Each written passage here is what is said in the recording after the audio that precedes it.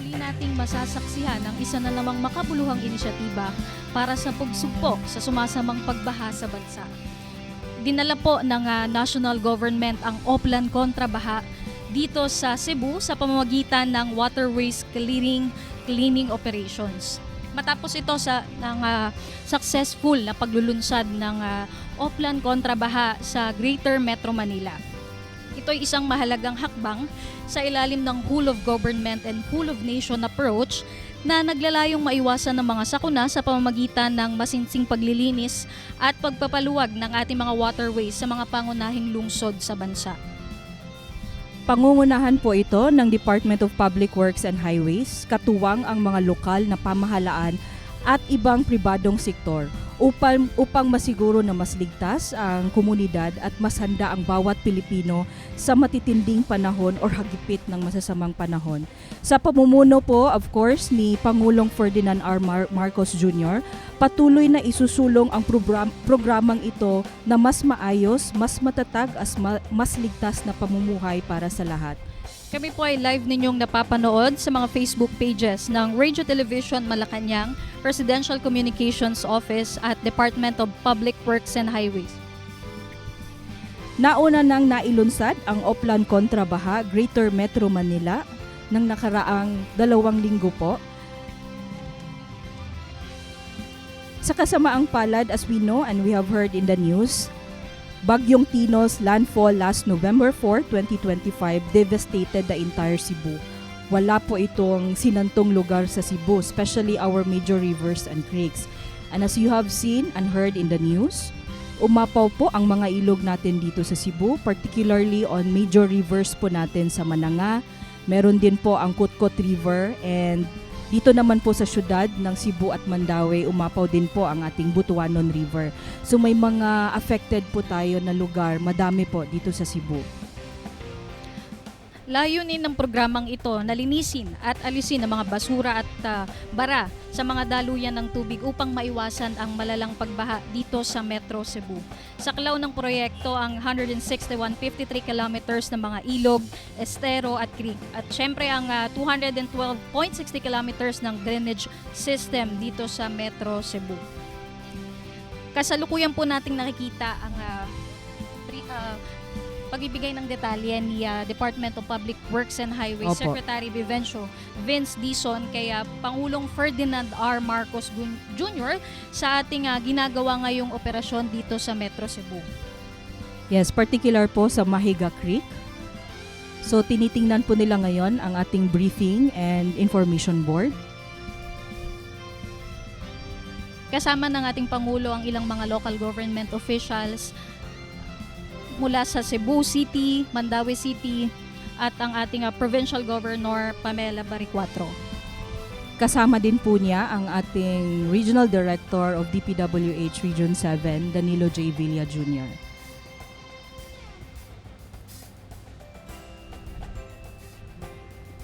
So meron tayo ma'am noon nakahandang mga equipment. Noon pa man naka-preposition na bago itong launching na ito ma'am. Ano-ano yung mga equipment na ginagamit natin ngayon sa paglulungsad ng Oplan kontrabaha? Yes po, marami po tayong nakahanda na equipment. Kasama na dyan ang loader. May backhoe loader din po tayo, mga naka-standby na dump trucks. Amphibious, backhoe, may mga mini dumps din po tayo, vacuum trucks, dump trucks again, and L300 and even pickup trucks. Ma'am, bukod dun sa equipment, ano pa yung mga pinrepo natin?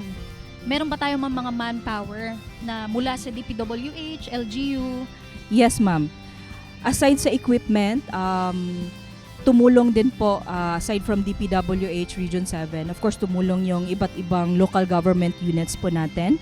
May mga pledge po silang equipment sa atin, including tulong po sa manpower. No? Particularly itong mga taong naglilinis ngayon ng ating mga basura. So ito palang Mahiga Creek, this runs through both Cebu City and Mandaue City. So ang upstream niya is in Banilad Mountains at ang downstream naman po niya is Mabolo Reclamation Area and Mactan Channel. Ito po ngayon yung pangunahing venue natin sa paglulunsad nitong Oplan kontrabaha. Tama po. But at the same time, ma'am, Makikita din po natin mamaya-maya, ipapakita natin yung mga different sites kung saan ongoing po at simultaneously nagkakaroon tayo ng mga dredging and cleaning operations.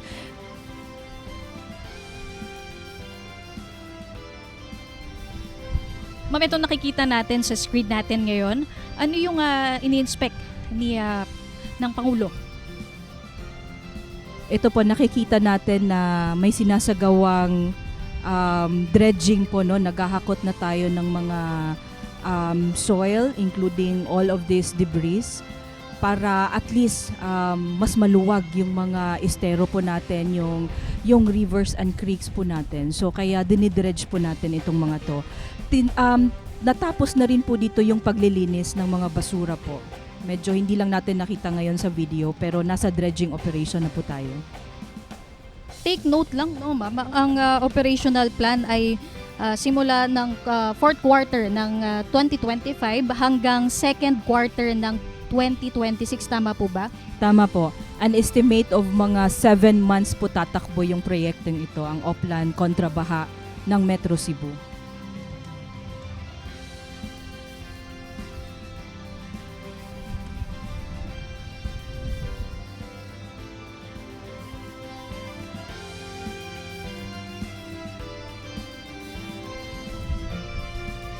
So ma'am, given that time frame or operational plan, ano kaya yung magiging immediate impact nung operasyon sa pagbawas nung baha? Kasi 'di ba meron tayong 7 months na nabanggit nyo nga po kanina. Ma'am, on your part or on the part of DPWH Region 7, ano yung possible or immediate impact nung operasyon na ginagawa natin ngayon?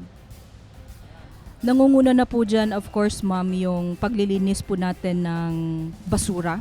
Tatanggalin po natin lahat na makikita natin sa ating mga major creeks and rivers. Pagkatapos po matanggal ng mga basura, i-dredge na po natin yan para, again, mas maayos yung daloy ng tubig sa ating mga estero, sa ating mga rivers, creeks, all the way sa mga estero po natin. So, kung makikita ninyo, kanina actually, Ma'am Fin, hindi natin nasubaybayan no, yung paghakot ng mga basura. So, pinapakiusap din po natin sa mga residente po, especially doon sa mga naninirahan to nearby rivers and creeks po ng Cebu, na maging responsable naman po yung mga mamamayan natin, no, in ensuring na hindi po nila itatapon yung mga waste nila or mga basura dito po sa mga rivers and creeks po natin. At tama nga yan, ma'am. Ito po ay isang whole of nation approach na tinatawag. At hindi ito magiging posible kung wala ang ating mga public partners, sa mga volunteers na hatid ng local government officials at ng private sectors. Kaya nakikita po natin kasama rin ng Pangulo sa pag-inspect ay ang San Miguel Corporation President, CEO Ramon S. Ang. Yes po, may mga tumulong din po sa atin on the private sector po. Ma'am, paano natin hinahati sa part ng DPWH? Paano hinahati ang coordination sa pagitan ng ahensya, ng LGU at ng pribadong sektor? Ano yung nagiging proseso natin pagdating sa paglulunsad ng ganitong Oplan Kontrabaha? Primarily, ma'am, weeks ago, nagpatawag po tayo ng several meetings, no? One major coordination meeting na nilungsad din natin, ma'am, wherein nag-attend doon yung mga local government officials natin, representatives, particularly doon po sa office ng disaster risk and engineering department ng iba't ibang local government units ng Cebu. And sinama din po natin, inimbitahan natin yung mga different private sectors just as so makuha po natin, no, yung coordination nila at tulong.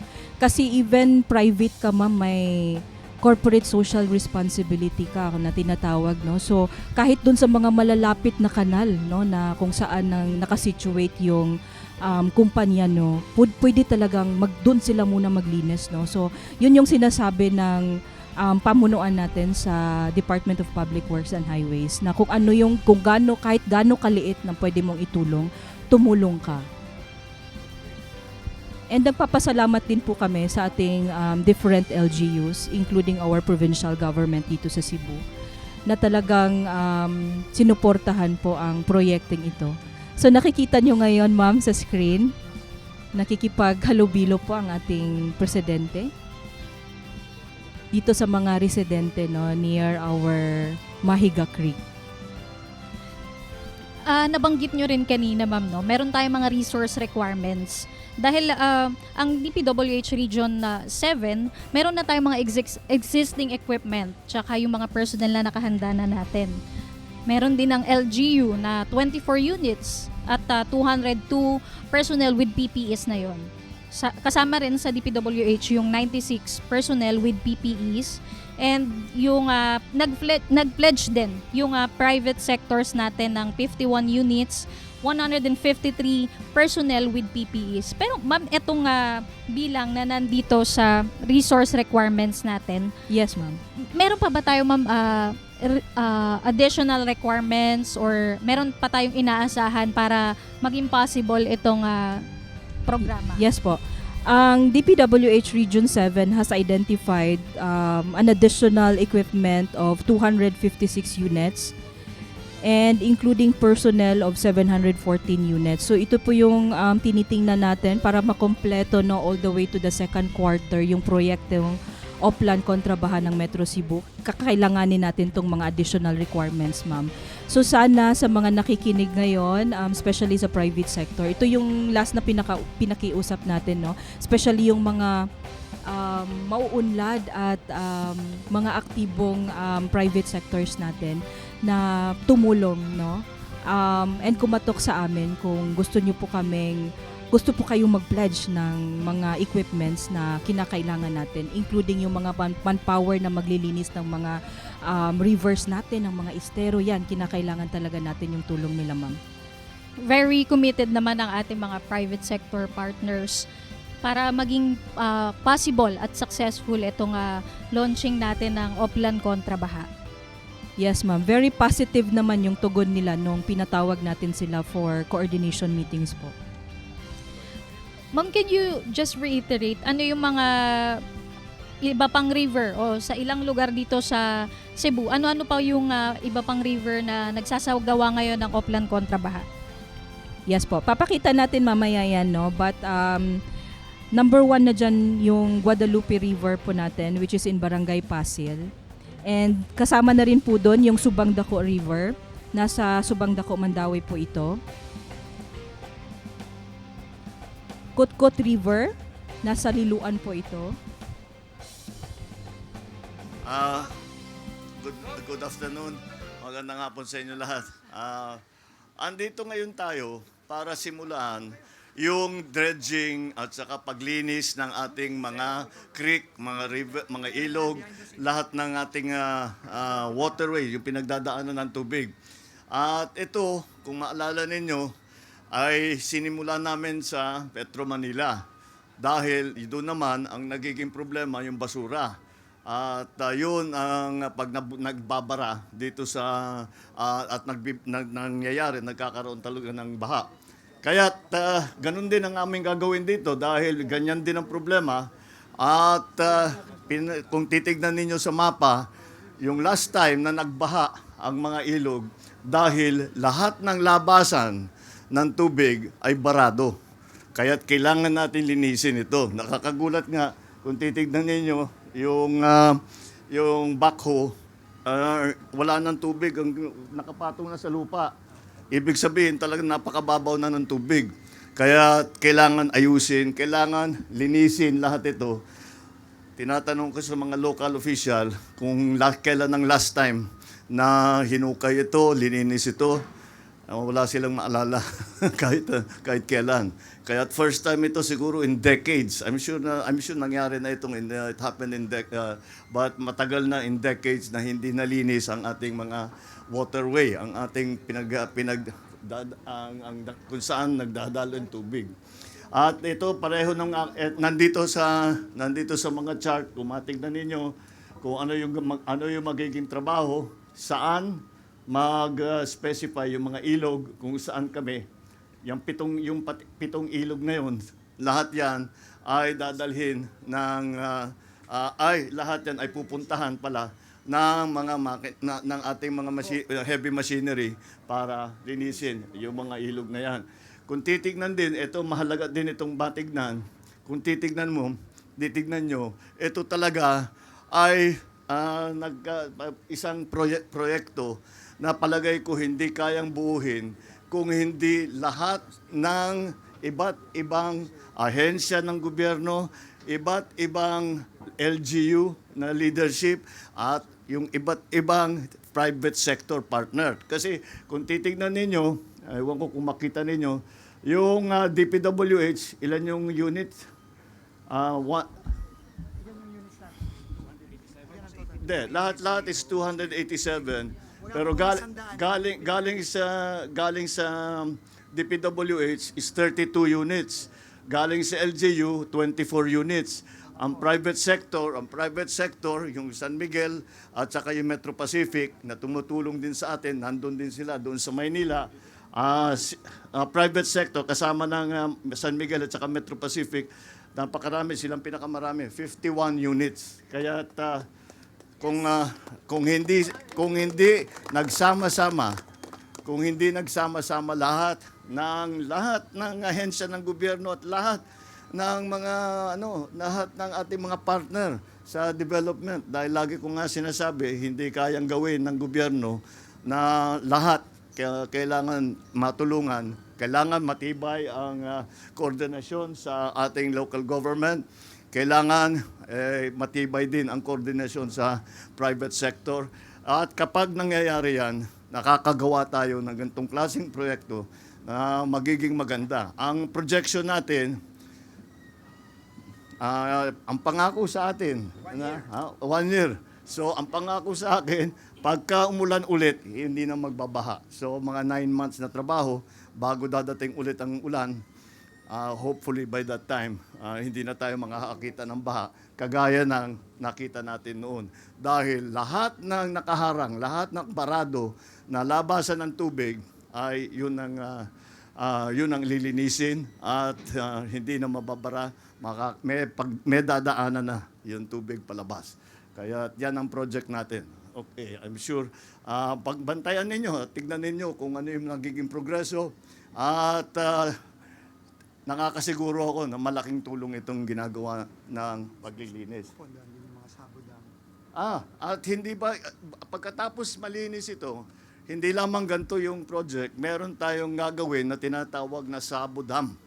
Ang Sabo Dam, yung maliliit na dam na mula sa bundok pa nagsisimula at kinokontrol yung takbo ng tubig. Kasi kung minsan malaki sa damage, yung dito sa Cebu, malaking damage dahil ang bilis ng takbo ng tubig, kaya ang daming sinira. Ngayon, paglalagay tayo ng Sabo Dam, yung Sabo Dam ay hindi dam yan na mangungulekta ng tubig. Ginagawa niyan, kinokontrol ang takbo ng tubig. Hindi lang nag-iisa yan. Siguro mga 3, 4, baka 5 pa sa papapuntang pababa. Kaya yan ang isa pang hinihingi natin ngayon na ilagay sa budget na magkaroon ng pondo para hindi lamang dito sa desiltation, kung hindi pati na yung paglagay ng Sabo Dam doon sa iba't ibang lugar kung saan dapat. Andito yung ating mga hydrologists, ating mga experts, sila magsasabi sa atin kung saan ang pinakamagandang lugar para ilagay lahat yan. So, patuloy ang ating ginagawa para tiyakin na yung mga problema na nagdudulot ng baha at kaya naman lagi tayo nag-aalala kapag umuulan, sana makarating tayo sa panahon na kahit umulan ng malakas, hindi natin inaalala na maibabaha ang ating mga bahay, ang ating mga tirahan. So that is what we are trying to do. This is what we are attempting to start now. Patuloy pa rin ito. Hindi lang for the next 9 months ito. Kahit na matapos na yung trabaho, babalikan ulit yan. Dahil magkakaroon ulit ng siltation, kailangan kunin ulit yan. Pero hindi na ganito kalaki ang trabaho. Dahil kaunti na lang ang kailangan kunin. So that is why we are here. This is the project that we are initiating. As I promised when we started the project in Metro Manila, that we will not only go to Metro Manila, but we will go to all the urban centers and all of those areas that have suffered severe flooding in the last rain. So yun ang pupuntahan natin. All right, maraming salamat. Thank you very much. Magandang hapon sa inyo. Thank you.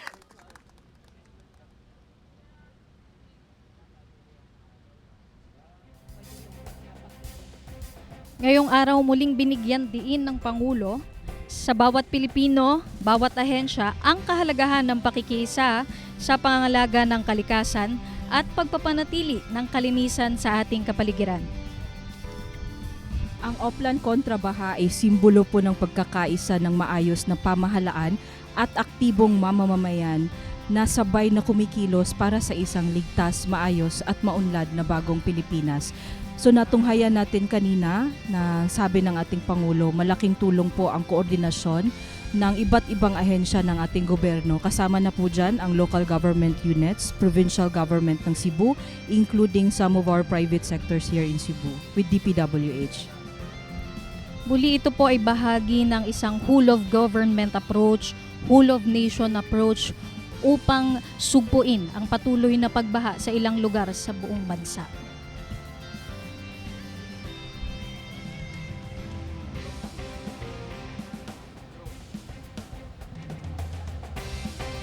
Kanina natunghayan natin ang ilang mga operations or proseso sa paglilinis ng mga basura, burak at ilang pang mga talagang nagkakaroon ng hindrance Waste sa, materials.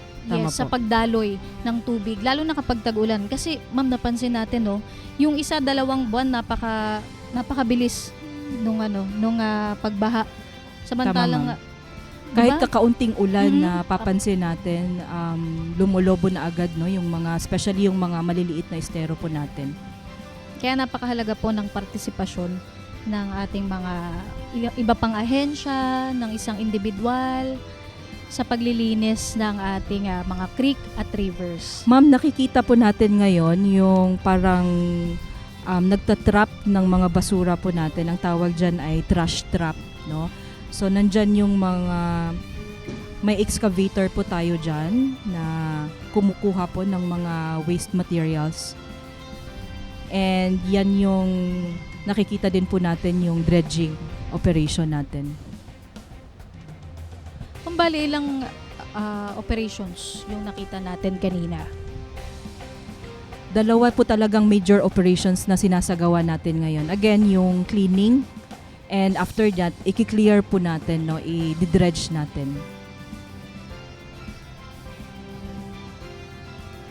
Kanina na-mention din ng Pangulo yung ilang mga units, equipment na pinledge ng mga private partner sectors. At yung meron na sa LGU, meron din sa regional office ng DPWH. Tama And po. of course, hindi rin po ito magiging posible kung wala ang tulong ng ating mga volunteers, no ma'am? Tama po, Meron ma'am. tayong mga personnel na may PPEs na nilaan din ng ating local government officials. Opo. So pag nag-provide naman sila ng manpower po sa atin, kasama na po talaga dyan yung mga personal protective equipments po nila.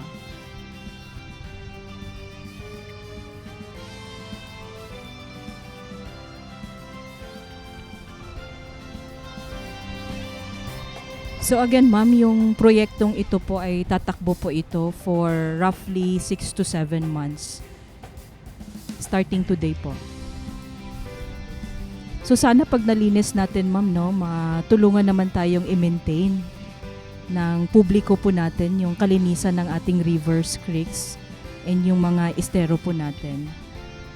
Pag nakita mo lang, ma'am, ang daming bottled mineral waters, no, na tinatapon po sa mga ilog natin.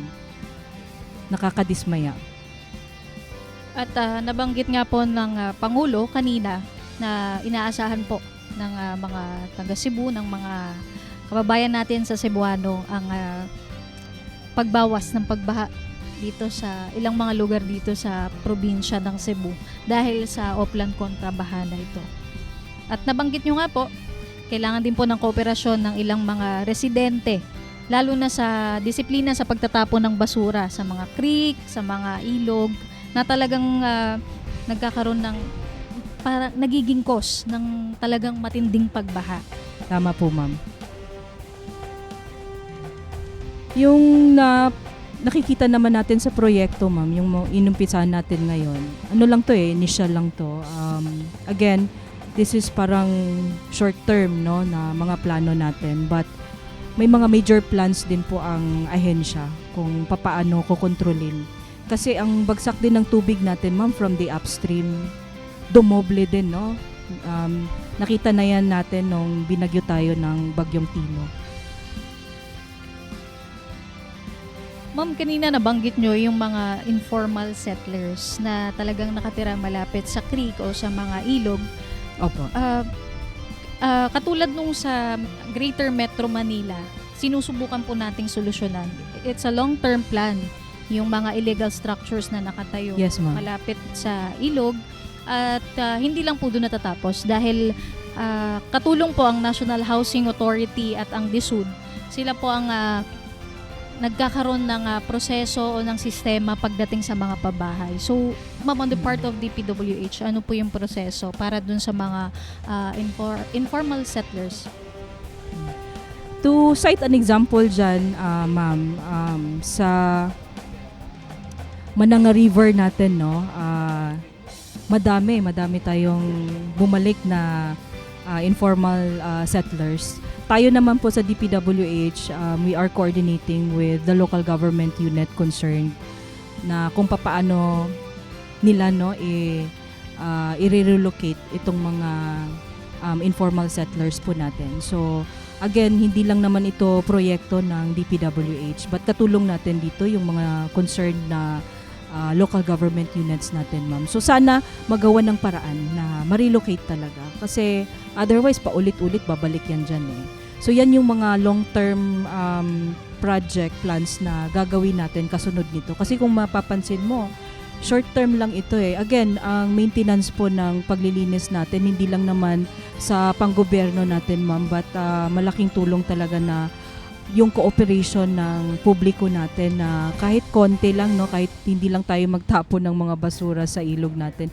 malaking tulong na yan, ma'am. Otherwise, maiipon yan ng ganun karami, Tons of waste yan na nakukuha natin, no?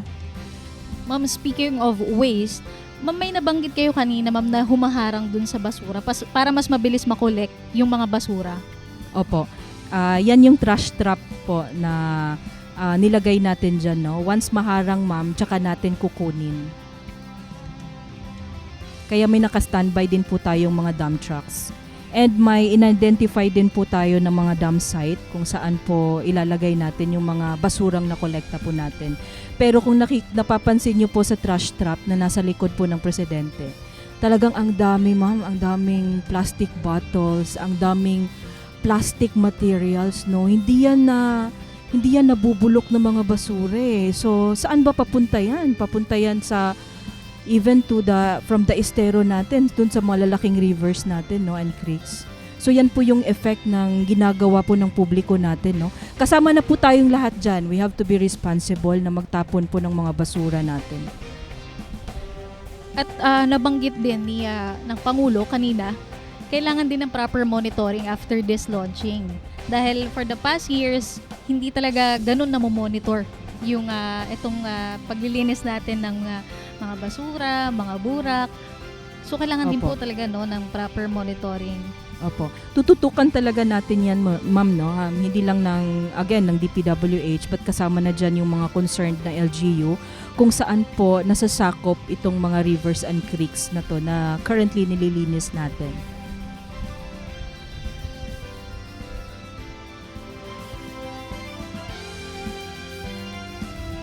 At dun, ma'am, sa kasama natin na nagsasagawa rin ng Oplan Kontrabaha sa ilang mga lugar sa Cebu, talagang napakarami rin talaga nilang mga equipment, no, ma'am. Meron na tayong mga naka-preposition. May mga dineploy tayo doon na equipment. Ma'am, hindi ko lang natapos kanina kasi nagsalita na po yung Pangulo natin, no? But just to name, may 8 major rivers tayo na number 1 itong tututukan ng proyektong ito po. Just to name po kung ano tong mga rivers and creeks na ito. Number 1 po dyan again yung Guadalupe River, which is in Pasil, nasa Cebu City po. Number 2, nandyan yung Subang Dako River, nasa Subang Dako, Mandawi po tong river na to. Nandyan din po ang Kutkot River in Barangay Kutkot in Liloan. Nandyan din po ang Butuanon River in Barangay Umapad, Mandawi. Actually, mataas yung Butuanon River, mami, yung stretch niya from Cebu City to Mandawi. Even part of Consolacion, dumadaloy dyan yung Butuanon River. Nandyan din po yung Kinalunsan River. No? Under po ito ng Barangay Mambaling in Cebu City.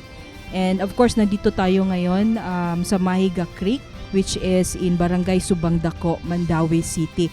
So ang sabi po, narinig po ninyo kami kanina, no? Boundary na din ito parang nahahati na between Mandawi City and Cebu City kung saan naparoon po si Mahiga Creek. And ma'am, nandyan po, kasama din po yung Mananga River, which is in Dumlug, in Talisay City. May Kansaga Bridge River din po tayo in Barangay Kansaga in Consolacion. And part ng Kinalumsan River, ma'am, makikita rin po dyan yung Mambaling flyover po natin kung saan currently simultaneously nagkakaroon din po tayo ng dredging activity.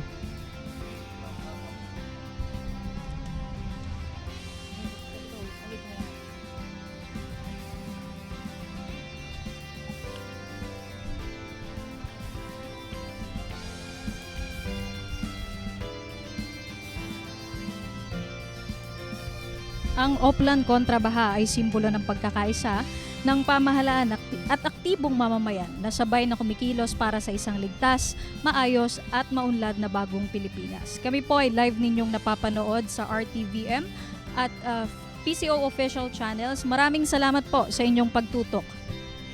Mabuhay ang sambayan ng Pilipino, mabuhay ang bagong Pilipinas.